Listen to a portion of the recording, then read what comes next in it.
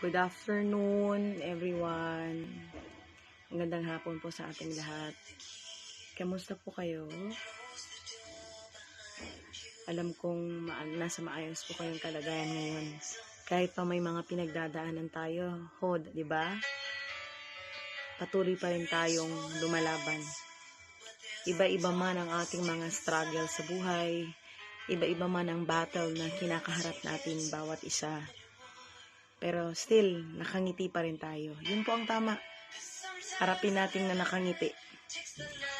Nang akala ng iba ay wala tayong pinagdadaanan. Pero meron. Pero dahil matatag tayo, malakas, itahimik nating pinagdadaanan at dinadala itong bigat na nararamdaman at pinapasa natin. Yes, life is hard. Totoo po yan. But don't ever forget that we have God. May Diyos po tayo, mga kapatid. Life is hard, but still God is good. Alam niyo, pag napag-uusapan ito, naiiyak ako o naluluha. Kasi, sa buhay natin, minsan hindi natin maintindihan kung bakit nangyayari to, bakit nangyayari ang mga bagay-bagay sa mundo.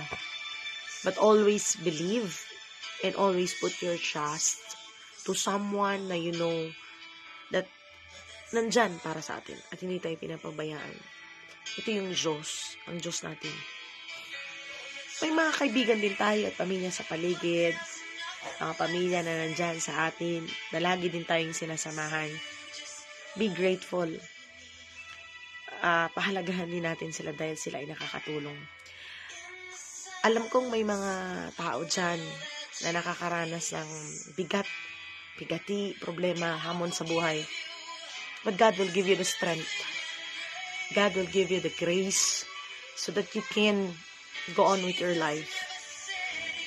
Hindi humihindi ang Diyos. Tinitingnan lang niya tayo at hinihintay, nakakatakpan natin siya at papasukin sa puso natin, sa buhay natin. Always believe ang lahat ng nangyayari ay may hangganan at kakayanin natin to dahil kasama natin siya. Kapatid, magpakatatag kayo. Life is hard, but we do have one God, and God is good.